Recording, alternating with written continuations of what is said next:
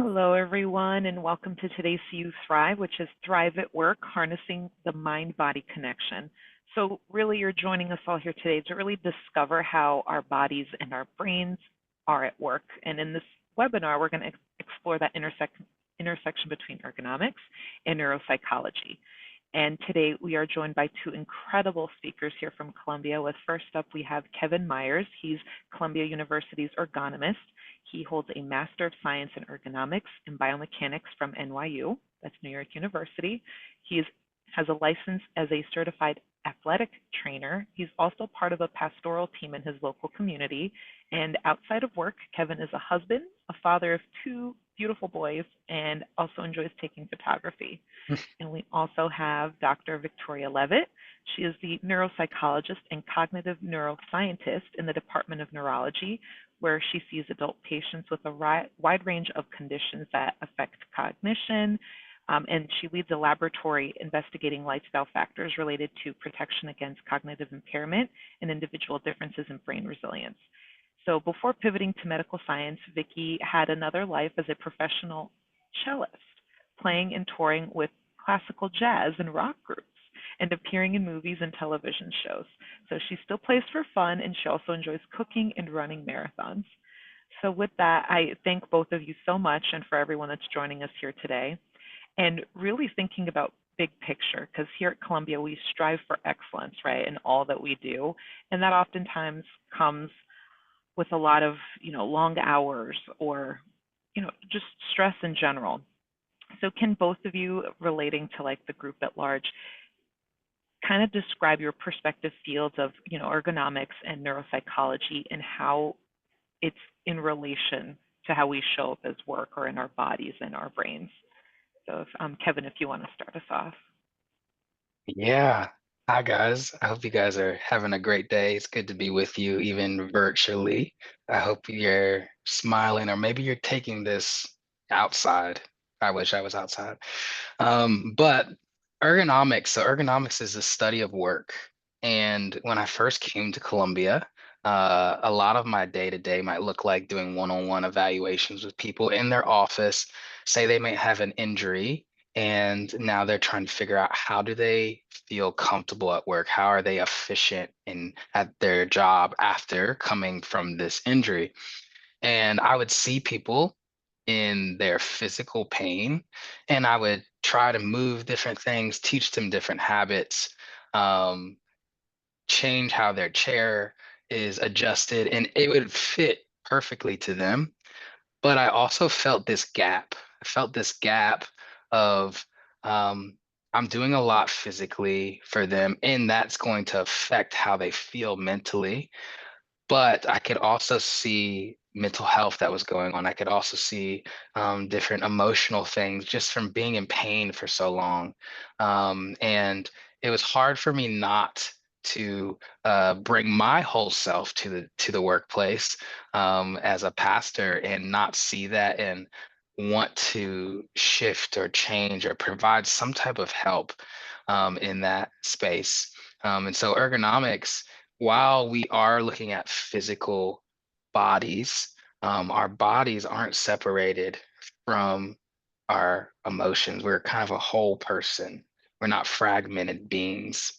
And so I started to think a little bit more outside the box of how we could treat the whole person, how we could help people at work, which is a kind of um, a on-ramp to a program called Take a Break, Stretch and Reset that I started. Great. Thank you, Kevin. And then I'll kind of add my own perspective here, and I want to start from how I came to know Kevin, which is actually during the pandemic. I was taking a really deep dive into leading support groups for people with neurologic conditions when I joined Take a Break one day. And it like blew my mind. I was like, oh, this is great. I love the way this guy thinks and the way he speaks. And he's also making me feel really relaxed right now, like all of it. And I was like, I just want to know Kevin Myers better, because I think he and I are thinking about a lot of the same things, just coming to it from a different perspective.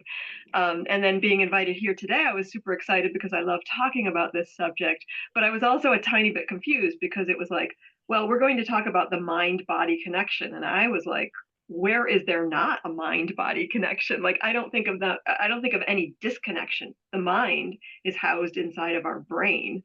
And so our brain is inside of our body. So it's just one big system.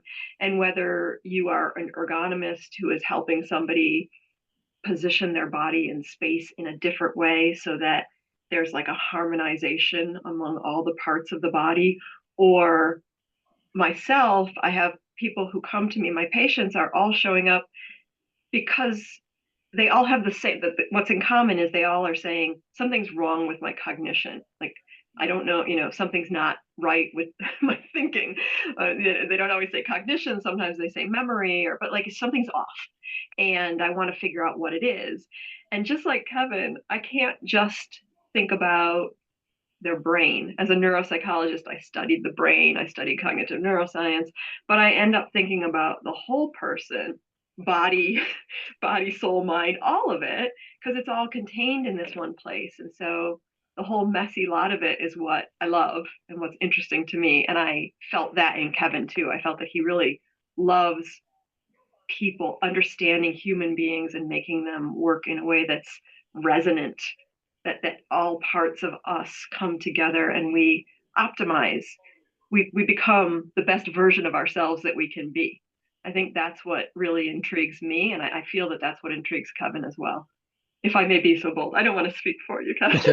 What I feel Well, from you. I remember right after I think you pinged me on LinkedIn, and then we had like a meeting shortly after, and we just geeked out. We just talked about all of this stuff for so long. And all of this comes back to, we all have our own individual stories, right? Of how our bodies feel and how we feel either integrated or fragmented. Um, and I think a lot of times when I approach things in the workplace, I bring my story, because there was a time where I felt very kind of fragmented, um, in my own self, where I probably would have told you like, oh yeah, these things are kind of separate. Like, there's no connection. Um, and then I started to feel that integration, when stuff in my story kind of shifted and changed. It's so funny. I was just walking from the subway today, and I was thinking about all this different stuff I know about my body now, as far as like my spine and the alignment, and how it changes how I feel. Like it changes my sense of,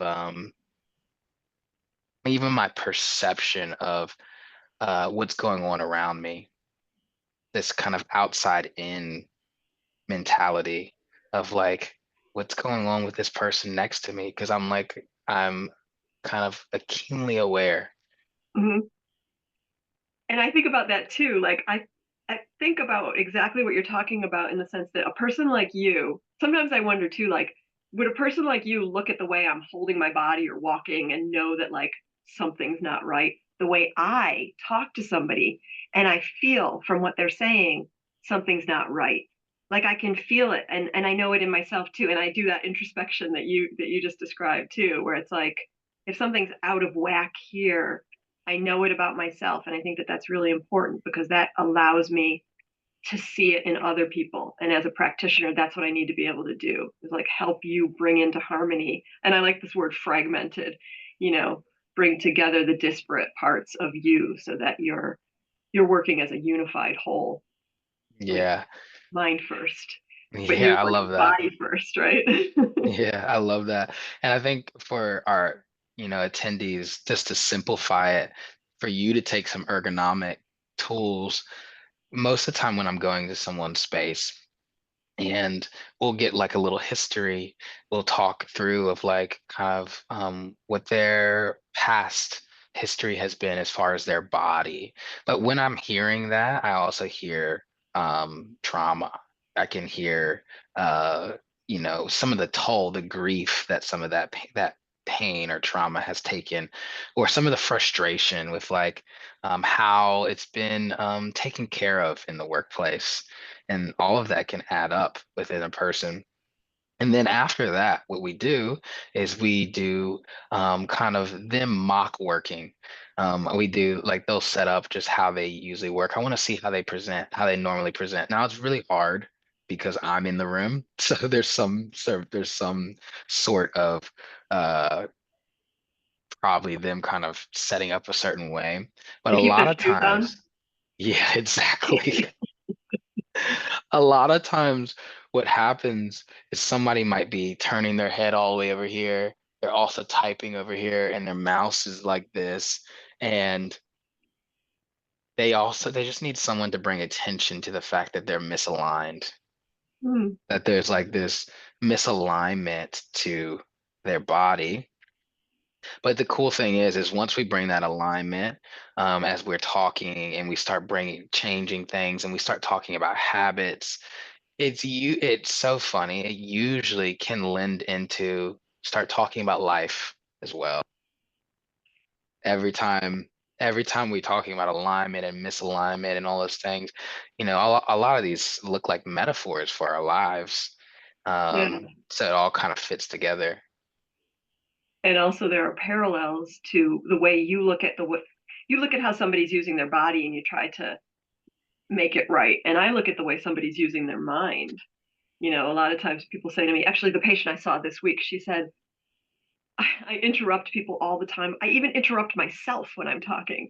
So, like, people have some awareness of the fact that they're not optimizing what they have, that they might not be using this in the very best way. But sometimes you need to have somebody on the outside, like you are, Kevin. You're looking at them and you're going, like, okay, this is what you're doing. This is what I see. Right. And so, in a way, I think I do the same thing, but for the way somebody's allocating their mental resources. Yeah. I have a question for you, Vicky. When you're thinking about this and you're working with someone, how much of that is connected to something that's outside of them, as far as like their relationships, their community, um, their upbringing, like all those things? It's all connected. Absolutely, it's 100% important. And so that's why I spend every patient I usually see once ever, and then I write up a report, I send it to them, and if they want feedback, we meet in Zoom and I talk to them some more. But it's kind of like a once and done. And that makes my job really interesting in a couple ways. Like, I have to get to the most essential pieces of information to draw my conclusions. And absolutely, context, social context, families, it's all a part of it, a huge part of it. And one thing that I find that I really love is that people tell me so much information. Like, they dive right in and they tell me things about trauma or really heavy things. And sometimes I say, like, are you in therapy? And they'll say, well, no, why do you ask? And I'll say, well, you just seem so forthcoming and trusting. I think you'd be a great candidate for therapy. You're telling me all these things and you just met me. And they're like, well, I figure you have to know. So there's almost like an efficiency. Whereas if you go to a therapist who you're going to be talking to for the indefinite future, you might hold back, but people just bring out. And so I absolutely want to get at the family context, the relationship. And it's tricky, because those are sensitive things. I have certain little ways that I ask people about things, like if they have a spouse, I'll say, now, is your husband a source of stress or a source of support, or does it depend on the day? And people usually laugh because that's kind of a funny line, but they tell me. And that's a tricky one because it's funny to say to somebody, like, how's your marriage? Is it happy? Like, that's a funny thing, and you've just met them. So that's a lot. All my answers are going to be super long, Kevin. So just No, I love it. I think the reason why I asked is because I was thinking about a few books that I've read, one that I'm reading now, one that I'm sure you've read because it's famous, The Body Keeps a Score. I haven't Um, read it, but I've heard about it over and over yeah. and over again. I'm going to have And to read it. so when it comes to, people, we're talking about this mind body connection and how it's kind of a buzzword. Hmm. But The Body Keeps a Score is all about lived trauma that kind of just lives in your body. It doesn't have a place to go until it's necessarily moved out, dealt with, worked through. And so I think about that a lot too as an ergonomist. Was I'm when I'm going into people's spaces, while I might not verbalize it, um, I'm thinking a lot about, okay, I'm thinking about people's stories. Mhm. And that was really the genesis, I think, of trying to get the university something where maybe people could think through their own stories and their lived experience in a really safe way. So that's where Take a Break came about through, hey, let's do some stretching. We're going to Mhm. connect with our bodies, but then we're going to do some imaginative meditation, and I'm going to put you in a first person story that's gonna ask some questions in a safe, kind way, but it's gonna get you connected to what you've experienced, and you're gonna feel stuff in your body. And in your emotion. My Yeah. eyes usually fill up with tears when you're doing your thing, and I'm like, what is happening right now? Very weird. But Kevin, we hold pain in our bodies. We hold trauma in our bodies and we feel it. And sometimes it is psychological. Sometimes it has to do with the past, but we hold it in our bodies. And this is something that I talk to patients about a lot. Um, and I have, in particular, I have one therapy patient who asks me a lot whether it's really necessary for her to revisit all the trauma of her past. And the fact of the matter is, I think that's an open question to be debated. And I describe it to patients like this. It's like, you've probably got a closet in your house that is full of junk. And you're like, I would rather just not think about that. I would rather keep the door closed and leave it and whatever. And if I ever move, maybe I'll just put all that stuff in a box and move it with me, but still not go through it. Because, like, even though it's a little uncomfortable to think about, I just rather not unpack it. But on the other hand, you might have that closet and you might be like, you know what? It really does bother me and I really do need to unpack it. And so then you start that process and you get all the stuff out of there. And now it's all scattered around your house because you haven't figured out where to put it. And it's also difficult. And now you're like, God, I wish I hadn't opened this closet. And I don't know if it's going to be better or worse that I opened it. So I think that's a really good analogy. But at the end of the day, it has to do with how much pain it's causing you in your body and in your life and in your mind and all of it connected, whether or not you unpack it or not. And that's going to be Mhm. your choice. And I think that's a really important thing to come back to too. It's like, it's your choice and you can decide. And then you can be good with your choice. I'm going to leave it closed and I'm never going to open that closet. Mhm. Fine. Nobody can tell you you're wrong. Right. Yeah. I was gonna ask Camilla, um, because we're yapping away. I love it. Which but I'm curious because you're listening and you're probably closer to what the some of the attendings might be feeling or thinking. But when you're thinking about some of the things that we're talking about, what's coming to mind? It's interesting. I'm actually actively thinking about, as you were both mentioning that, how I'm sitting currently at my desk in my office. And I'm thinking, where am I exhibiting pain? Like, where is that placement of, or that closet, as Vicky had mentioned? Like, what am I not unpacking? I was like, oh, actually, I'm kind of stiff here. And how is that impacting me long term? Because if I know, and I work with both of you and all of our colleagues here at Columbia, and I'm like, if I'm experiencing this, listening to you both mention, how our minds are part of our bodies and how I'm currently feeling, how are most people doing it, and are they even in tune with it? So if I guess my question back to both of you, it's right, like how does like our brain, I guess in this case, Vicky, interpret our physical tension or how I'm feeling right now or like this discomfort, and how is that like affecting me or us long term, especially I probably should lower my shoulders a bit. And as the ergonomist, Kevin's probably like, yeah, Camille, you're sitting a little awkward in that chair. So how does that like impact us, I guess, long term, and should we be aware of these things? Well, I know Kevin will have an answer that comes at it from the physical side. I guess I'll come at it from the mind side.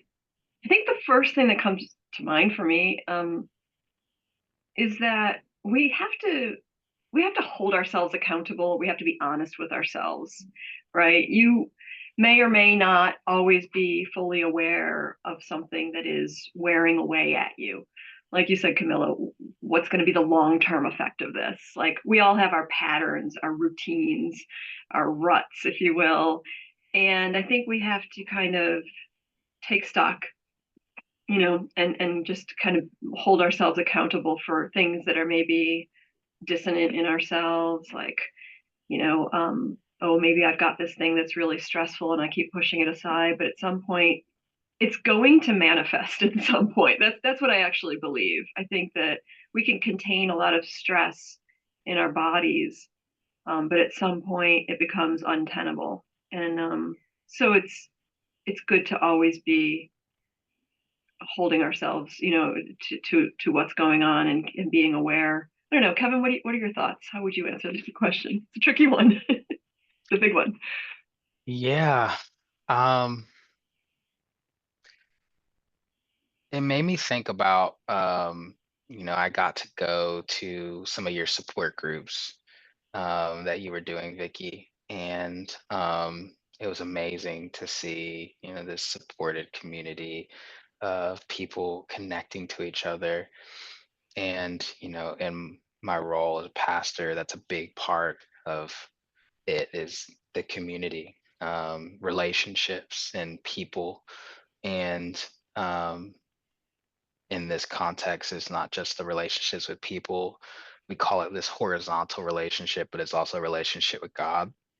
And I think about relationships as a whole, just relation. How do we relate? And um, I think even for my own life, something I've been thinking about, but I think we see this probably in our Western culture is we're very individualistic, where we kind of put all the weight on us. Like if we have something going on, we need to fix it and we need to figure out how it goes on. But I think there's something so beautiful to think about. Um, if there's other people in this world and we weren't just made with a world just us, then we probably are made for relationships and how that can help us in this area. As far as like just I'm talking about deep, intimate relationships where there's vulnerability. But it could be other relationships where there's, surface level relationships where there's just like some levity. There's some jokes and there's some different relationships that cushion us as humans. Um, and how that approach, how we relate to others really helps us how we relate to ourselves. It probably can help pinpoint some of those pain and tension. For me, and as an ergonomist, I'm coming into with employees and I'm helping them. That me and them are relating to each other. I'm helping them see themselves in a new way because they have no clue that they're misaligned.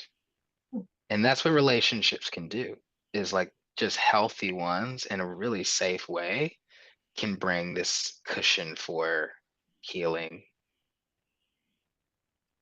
Yeah, it's funny, Kevin. You're reminding me of this little phrase that I came up with, to describe why sometimes people should see a therapist or join a support group or rely on somebody outside of themselves to help them see something about themselves that they can't see themselves, which in a way you come back to when you say that you can see when somebody's misaligned and they don't know it themselves.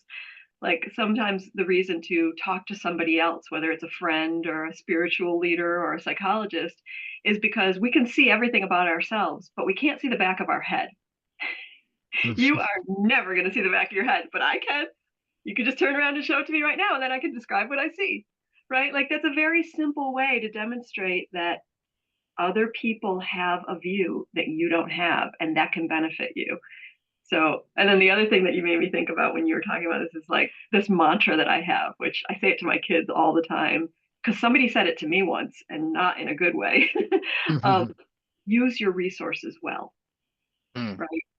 If we remember those words all the time, we have resources around us all the time. And one of the best ones and one of the most evident ones is other people. Other people are a resource. All you have to do is ask for help. What's standing in the way of that? Usually our ego. That, and I think that's what you're kind of getting at with the whole Western civilization. Like we want to, I. We want to do it ourselves. We have this strident individuality that dictates that we take control of situations and take the lead. But that's sometimes to our detriment. It's not always the most Mm. effective or efficient way. Sometimes asking for help is better, actually. Yeah. Yeah. I'll share a personal anecdote. It felt like recently, just in my own life, I'm a father, I'm a husband, and ergonomist, pastor, and a shabby photographer, but I'm working on it. um, and I just naturally like, I'm like, I'm a fixer. I want to fix the thing. I want to make the problem go away. And that's like what I want to naturally do. So, pain in my body, I might even be disassociated from the root issue, the root cause, because I just want to fix it. Mm. And uh, maybe I don't even realize where it's coming from, or how long has it been affecting me. I'm trying to fix it in different ways. Um, but honestly, this came to me when I was just in prayer myself, and it felt like I was hearing these words. Um, how about you feel it before you fix it? Mm. Cool. And I was like, oh no. I don't want to do that. Oh, okay. I was gonna say, why? Oh no. No one, Why? we sometimes I think it brings, when it brings some awareness of like your own self that can be scary, but actually it's pretty good in the long Mm. run. It's really good in the long run just to feel like what you're feeling, to have some depth of understanding. So like even for all of our attendees, you can just ask yourself, what is my body feeling right now? Like where are you feeling tension? Where are you feeling tension in your body? Maybe you haven't even asked yourself that question or thought about it. But just even allow yourself to become aware of that. Don't be afraid of like that thought. I think there's another piece, Kevin, which is that when we allow ourselves to feel, that's a kindness to ourselves. Yeah. That's giving yourself grace, and that's an Hmm. indulgence. That's saying, I deserve to feel what I feel. It's okay. I can look at it. I can sit with it. I know that it's okay. Whatever I'm feeling, it's okay. I can be sad. I can be mad. I can be jealous. Oh, Judith likes it. Feeling before you fix it. I do too. It's awesome. I like it a lot. But I would just kind of challenge you, Kevin, to Mm. consider that maybe one of the reason you're pushing away the feel it is because you're not is because maybe on some level it feels wrong to fully feel. Yeah, Maybe it's of course. selfish, right? Of course. I think that's spot on. I think um I can talk about myself, or I can talk about um, what I observe. But I think, yeah, if we're talking about honesty, like just fully being honest with yourself instead of um either covering up your experience, or it's easier to kind of stay on the surface level versus like really being honest with even Mhm. how your body feels or your experience or all those things. And I think there is a level of just beautiful grace, like you said, beautiful Honesty and mercy. patience, Yeah. right? Like taking time to say, even, okay, I don't know what I'm feeling, but that's okay. I love that. That's awesome. That's really cool. Like Camilla, who's like, I don't know. Do I have pain? Am I pushing something aside? Like, what's going Yeah. on? Take the time out of the day to sit with that, right? Like, how often do we do that? Yeah. Not That's often. really cool. It just makes me think about like, okay, we're talking about the workplace and talking about the average day and thinking about, our days and how they can stack up. You have the meeting, you have the deadline, you have different things on your calendar. And what would you say, Vicky, for people from um, your expertise of what people could do through the day when they start to their stress is starting to kind of like hit Build. a yeah, build up. So I'm going to take this in a slightly different direction because as you were leading to that question, I was thinking again about routine. You were walking us through the routine of the day. And I think that we all are in our routines such that we don't have these checkpoints for ourselves because we just Mm, go through the routine of living. And I'm a very big behaviorist, by which I mean, I don't know. Can we change our attitudes? Can we change our beliefs? Can we change our thoughts? I don't know. I actually don't know. And I think it's an open question. What I do know is we can change our behaviors. We can absolutely change the things we do with our time. So one one way to approach your question is put in place something that represents a change for yourself. And I woke up this morning with this idea in my head, and I thought, well, maybe I'll mention that in this seminar today or webinar that we're doing, because it was really interesting to me. And I bet that there's a lot of people on this call who fall into the category that I was in last night. I went to sleep with my phone on the bedside table, which I never, ever, ever do. But my daughter was at a prom and she wasn't coming home until like 2 a.m. So, of course, you want to have your phone there if your kid is out in the world. But I never do that. And I woke up in the middle of the night. And what did I do? Of course, I reached for my phone and I looked at it. How disruptive is that? And I can't tell you how many of my patients tell me that they sleep with their phone next to their bed. And I'm starting to believe that perhaps most people sleep with their phone next to their face or head or even in the bed with them. One of my patients was like, I just roll over and I pick up my phone. I'm like, your phone is in bed. So, oh, that's your best friend. Like, so I woke up thinking to myself, I would put everybody who sleeps with your alarm clock. I know, I get it. That's what my kids say too. And I'm like, well, I can show you what an alarm clock is. It exists. You can buy them at Target for like $10. Um, my 13-year-old, of course, can't tell time on a clock that they analyze. It has to be digital. So, but I would put everybody here to the challenge, the 1 week challenge, 1 week of not taking your phone into your bedroom with you and see whether it changes your life in any appreciable way, right? Just see if you sleep better, if you feel better, if because the idea of looking at this screen in the middle of the night or first thing when you wake up, I mean, it's very stressful. All the things that can be seen in that little box, it's like everything in the world. Some of it's hard to see first thing in the morning. So I don't know, Kevin. I took it in a completely different direction. Oh, I down I for the love the challenge. I love I it. love the challenge. I think that's awesome. And I am certainly guilty of all of that in this season right Yeah. now, specifically with young kids. It's like Uh-huh. I'm like waking up at different times of the night regardless. And so it's like I definitely don't want to look at the time, but I've started to realize like, oh, I have trouble getting back to sleep. So once I'm Mm-hmm. up, and so now I've like, okay, the Kindle is right next to me. That is Mm-hmm. like my go-to because I'm like, I don't want to look at the phone.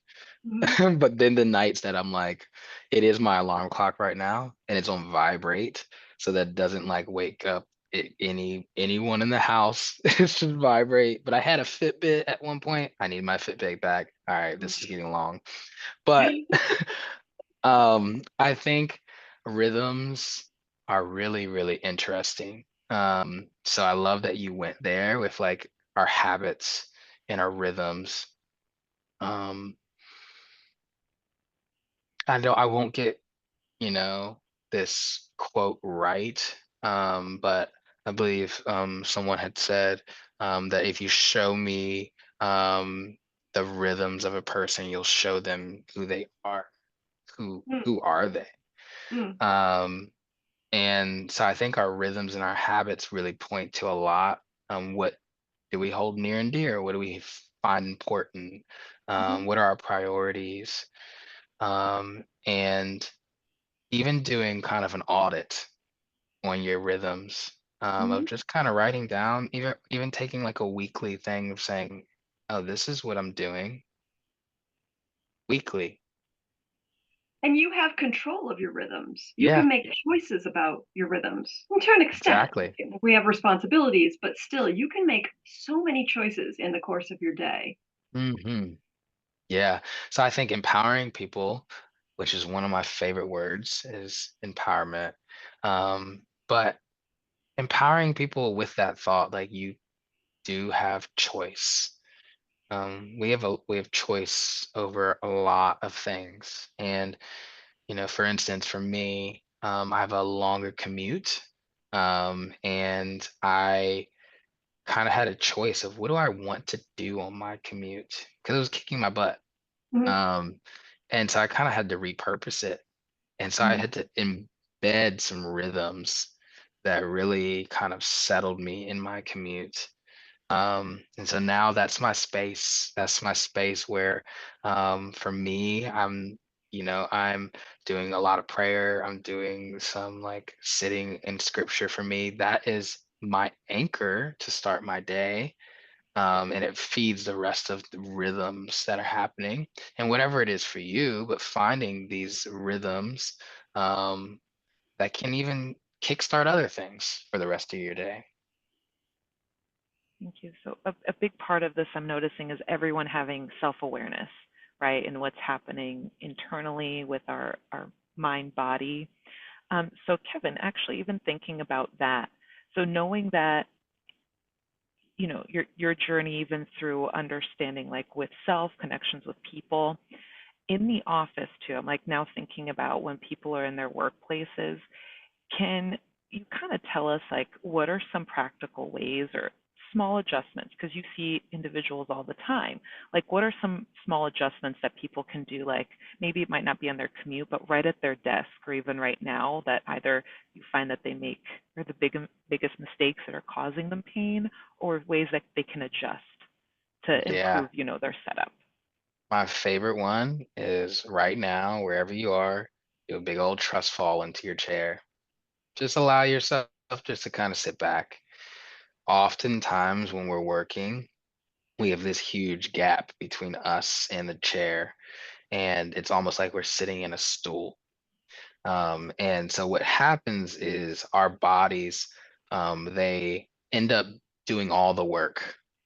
They end up having for 8 hours a day, they end up having to kind of hold some of the tension in their body to make sure that you're supported. But that chair is a built-in support for you. And so allow yourself to kind of sit back. It's going to feel weird just because most of our society has been taught to sit straight up, and kind of do all of that. But it actually is a good position for your spine when your head is right over top of your spine. It kind of relieves your lower back pressure. Then take a look down at your feet. Are they dangling?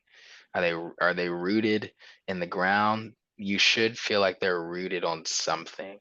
Um, so it could be the ground, but it could be also a footrest. And those two things will set you up really well. Is trust fall, see where you are in your chair, root your feet. The next one I will say is looking at your alignment. We talked about people going like this, and just allow yourself that every you kind of have this midpoint in your body. And so with your computer tools, you can align everything to your midpoint versus you becoming like a tool yourself and now you're trying to configure your body to kind of be aligned to everything else. Allow your tools to align to you, make everything aligned, make your keyboard closer to you, your mouse closer to you, that alignment. But I love that all these things, they're kind of common things that that are, they're not groundbreaking, but they will make a really big difference. And I'm curious too. Feel free in the chat if anyone has specific areas that you are feeling like tension, discomfort. You can put that in to our host and panelists questions, because then I can even speak to that too. Can I add my favorite one to your? I'm not an ergonomist, but one of my patients taught me this, and this might also be like super basic and everybody already knows it, but for me it was totally new. So my patient's dealing with a lot of anxiety, and he taught me how to do a breathing exercise. And we always hear like breathing exercises, and it's like, well, okay, what? So he taught me about square breathing, and I'll just yeah, Camila knows this, but I had never heard of this. And so like picture a square, right? And this is how you do square breathing. I'll walk you guys through it. So let's pretend you can pick the number 3 or 4 or whatever. Let's try 3. Okay, so as we go up the square, you're going to take a deep breath in while I count to 3. 1, 2, 3. Then you hold it in up here for 1, 2, 3. Now you let it out for 1, 2, 3, and then you hold it out for 1, 2, 3. And then it starts again. 1, 2, 3. Hold it. 1, 2, 3. Let it out. 2, 3, and then keep it out for 1, 2, 3. And this is really cool because it gives your mind something to focus on. And so in that sense, it's meditative.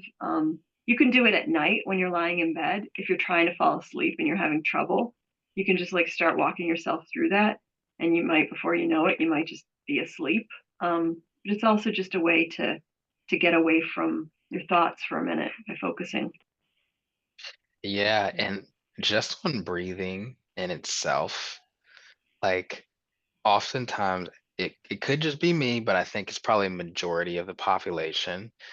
A lot of us, we may breathe wrongly, where we kind of hold in our stomachs, or we're afraid to kind of push out our stomachs when we take a nice inhale, and we might be doing reverse breathing. But allow yourself to actually take your breath, take your body and how it's naturally meant to do. Let your stomach kind of expand, let your diaphragm kind of come back in. It allows for that body kind of to start to be really somatic, how it's supposed to be. Um,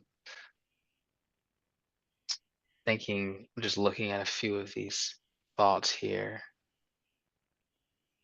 Kevin, while I you think, think about those thoughts, yeah, go I, ahead. I kind of have a question for both of you, because now thinking about the two different things like that we can do, right, with either our breathing, the square breathing, which is so helpful, Vicki, and Kevin, with the things people can do right in their chair. What about like daily movement, right? Because both of you I know are really big on like our bodies. What about any daily like movement habits that also like affects our our bodies, our minds, that type of thing? What are your Yeah. thoughts on that for individuals? Yeah, most studies that you're going to see, the gold standard is like to do it every 30 minutes. Now, how hard is that for your average worker? I think most people that I present that to are like, that seems daunting. So give yourself some grace. And usually, what I try to start people out is, hey, every hour on the hour, when you see those clocks hit 0, take 2 to 3 minutes to just stretch, to move, to maybe go get a drink or go to the bathroom. An easy one that you can do is like doing some chair squats. From an ergonomic standpoint, you're trying to create blood flow, and this blood flow is going to help release tension in the body that's kind of been there for a while. Um, and so the movement is also, you're connecting in a new way. I'm sure Vicky can speak to this a little bit more. I'm curious of like, what does movement do to brain and the mind. Yeah, well, the question is, what does not movement do to the brain? Yeah. So let me start there. I mean, I've been thinking about this a lot, a lot, a lot. First of all, I'm standing up right now. So I actually have the privilege of having a standing desk, which I asked for, and the department bought it for me, and that's awesome. And actually, just this morning, somebody stopped into my office and she was like, "Oh, I really need one of those." And I said, "Well, look, even if you don't have one, here's my little hack. Sometimes I just walk over to this filing cabinet and I open the drawer and I stick my laptop right there and I stand there and I work. It's also, I can look out the window that way. Standing up feels really good to me as much as possible. And what I think is important, this all makes sense when we think about it from a bioevolutionary perspective, right? In the whole time that human beings have been roaming the earth, human beings have been primarily roaming the earth, right? So, like, up until the last maybe 100 years, we spent the vast majority of our time moving and a little bit of time not moving. And now we spend the vast majority of our time not moving and a little bit of our time moving. Think about that for a minute. This machine was designed and has evolved over hundreds of thousands of years to be moving almost all the time, almost all of our waking hours. And now we're not doing that. And what's the consequence of that? I think it's health problems, mental health, physical health. We're not designed to live this way. And that's the sad reality. So, what can we do about it? We can get up every half an hour. We can try to push back against it. But I would say we have to try to push back against it because until evolution catches up to the lifestyle that we are leading, we are not designed to live the way we're living. Does that sound scary? Does that sound too dark? No, no, I mean, really, that's awareness, right? You're absolutely right. I'm even thinking here, we're mentioning like, our, again, all of this mind-body connection, our mental energy, because I don't find that to be dark, but what role, right, does our bodies play, even in our awareness of like cognitive resilience? Like, how are we now moving forward, understanding and knowing that? I'm confused. Can you rephrase your question? Like knowing that, right, like we're meant to be moving along, right, and we have this like mental energy, this mental load that we like tend to carry, which may be stress or it's somewhere physically on our bodies or in our minds. But how does our body, like having that awareness, have like, how can we be resilient long term, Yeah. How do we understanding that? cope with this reality? I think is Yes. maybe what you're saying. um, yeah, I mean, I think it just comes to habits and our behaviors and what Mhm. we do. What do you think, Kevin? Yeah, I think a lot about, I always tell different employees, okay, so you have an office job. Okay. What can you do about that other than quitting your job? Um, that is a choice too. But I think your rhythms and your habits and your things that you put in between can almost be looked at as like a buffer, Mm-hmm. um, or a sandwich. It might make everything a little bit better. But what you're doing on the outside and how you're spending your time, is going to be all the help that it can be. So specifically for our bodies, it's like if you don't use it, you lose it type thing. And especially for our muscles, as we age, and getting even small habits. Start small. Say, I'm gonna do it for 5 minutes. Gonna do it for Mm-hmm. 10 minutes a day. I walk more than anything now. I will say that toddlers have zapped my whole exercise regimen. Um, but I've walked so much now, um, and that's been, helpful for me. Even for walking for me, I love to take a nice walk where I'm not being introspective because I naturally am a very introspective person, and I'm learning to be extrospective, to be actually really observant of the things around me, to kind of take this outside approach. and it actually just changes how my body feels. It's actually based on this thought, something I started learning from a photography angle. We created like a program called Outside In, mindfulness and connection. And so we started doing that, a little bit of thinking, learning extrospective ways. And I think when we do exercise, when we do movement, it kind of really helps promote that a bit.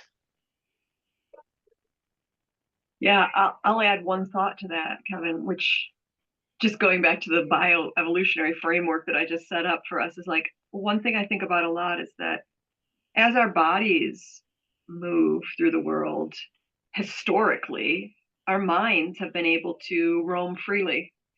So, when we transition from a manual labor society, an agrarian society, to what we have now. So now most of our time is spent in focused mental activity. Whereas before, most of our time was Hmm. spent in physical activity where our minds could roam free. And I'm convinced that that's how we're designed. And so that's why certain things feel really good. The certain things that allow us to be busy, but our minds go free. So, like people who like to knit, or runners, or, think of any kind of activity where your body is doing something and your mind is just free to roam. And one of the things I think is like, this certainly can't be dictated, but I would wish that everybody would take those things out of their ears once in a while and not be looking at something and just let their mind be free and just be alone with their thoughts. And I like your introspection, extrospection. I can't say the other one, but that where you're just looking around the world. I mean, introspection is fine too if it's not burdensome, I think you're describing. But just let your mind be free. I think it's really good for our brain. It's good for our brain health to let our mind wander. And I don't just think it, there's like a whole world of research looking at the default mode network, which is this collection of areas of the brain that are whirring away all the time in the background, like the spinning of the gears.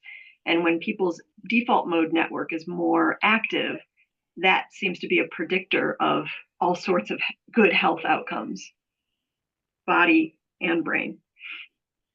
Yeah. Oh, that's Awesome. incredible. Thank you. I'm looking at some of our questions in here now to see if, since we have a few minutes left, what do you all think about an exercise bike with a desk to work at? Or like treadmill desks, I guess. Like, what are both of your thoughts around that? It's an interesting thing for me, as an ergonomist. I think I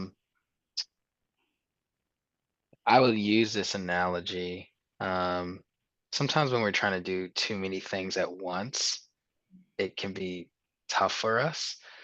And so I think because we're now kind of an office society, we're kind of in this space, we're kind of trying to figure out what we could do. And I think they're great to kind of take a little break. Maybe not great for the whole day. It might not be the best thing for you. Um, People also ask me a lot about like treadmill desk, or yoga balls.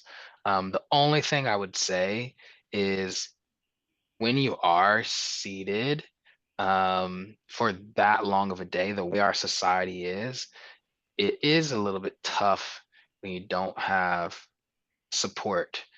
Now, it's not because you're doing it just one day, you're doing it for one day for 50 years, 60 years. And so it's kind of some wear and tear on your body. And yes, everyone, please feel free to ask questions in the chat box. But I would say it's more about, again, those habits, being old school, trying to say, you know what, I'm just going to take my body somewhere else. I'm going to do something with my body. The exercise bike could be that. It could be that 2 to 3 minute break, hop on it, pop back off, get, you know, allow yourself to have a little break there. I would just add, as a personal anecdote, if there's any way that you can try that thing out before you make a big financial investment, do that. Because somebody gave me this little thing that you pedal it under your desk while you're sitting there, and I was like, oh my god, this is so awesome! I'm so excited. And my friend was like, yeah, I was too when I bought it. Yep, She's like, and I'm exactly. done with it. And I was like, I was done with it after a day too. I was like, oh, I'm so glad I didn't I didn't pay for that. So if you can try it out first. Yeah, exactly. Yes. It is being recorded and we will send this out afterwards. So just so that you all can, again, listen to these two brilliant people actually speak about the different things. Both of you did such a great job of embedding all of those spiritual aspects, breathing techniques, what we can do at our desk. So thank you so much for that. Kevin, actually, this one's a question for you. Can you give us like a way to get rid of lower back discomfort? Because I'm sure a lot of us on here probably actually deal with that.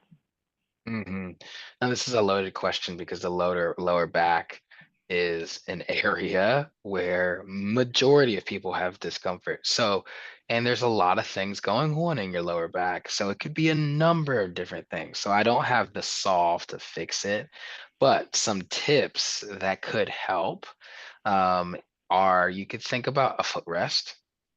A footrest, what it's going to do is if you put your feet up on something, it's going to allow your lower back to kind of stretch out just like this when you're seated, specifically if you're seated for such a long time. So that's just helpful to kind of help you out if throughout the day. Another thing is if you are having some tense back, look at some stretching. I would say see a physician. There are again, there's a lot of things going on there in that area, so it's kind of hard to pinpoint. Um, but then you look at your rhythms. What other things are you doing in your week or in your day? And where do you notice that you're having the most pain? Probably start there too, because it might give you some insights. You can do a lot of things in the office, but is this just isolated to the office or is there other things going on? It's a really good practical point. So, given our time right now, I just want to point out to everyone that really make sure here at Columbia, if you are on the medical plan or not on the medical plan, we also have a multitude of like different benefits within human resources that you can utilize. Kevin is one of them, right? Being our on-site ergonomist, his take a break classes, all of the different workshops that we actually offer through human resources or even Office of Work Life. And I kind of almost want to just spell out, have both of you, Dr. Leavitt and Kevin, just kind of let everyone know how they can reach you, what are the purposes if they'd ever need to reach you, and what is it exactly that you can assist individuals with, if that's the case, or maybe just a final takeaway for someone. Yeah, I'll let Vicky go. Well, I mean, I'm happy to be emailed, and I will respond to any email. And I don't know if Camilla can provide my email address, or you have my name, so you can find me. If you needed an appointment with me, that would become a little bit more complicated. But I'm happy to offer any kind of personalized advice to any of you who might want to talk about your cognitive or psychological factors that might be interfering with your work life. And Kevin and I are in close contact too. And if he's ever got a case where, um, uh, I'm not going to call you cases. If he ever meets a human being who has an issue that touches on something that I can help with, Kevin, I'd be very open to working together with you to help our Columbia employees. You guys come first. You're like the work family. So I'd be happy to help anybody here. Yeah. And yeah, same for me. If you guys need anything, you can email me at ergonomics@columbia.edu. If you're looking for the ergonomics webpage, just type in ergonomics in your Columbia search bar, and it will be the human resource page. This is usually the first one that comes up, and all of my information is there. It's just an office of one, so anything that you send there will come straight to me. But I think what I would encourage you all is if you're having something going on with your body, approach it from many different angles, office, from your relationships, from your hobby, just holistic approach. And the same thing with your stress. Um, just try to approach it from multi different areas, and we'll do what we can to help as well. And use your resources well. And we Yeah. are part of your resources now. So. Yes, thank you both so much. And we made it to the full hour. I could just listen to you two talk about this all day. So thank you both. We will send out the recording and different resources that are available here through Columbia. So I just hope that everyone, thank you again for taking the time and enjoy the rest of your day. Thank you both so much. Kevin, Thank Vicki, you. pleasure. Bye-bye.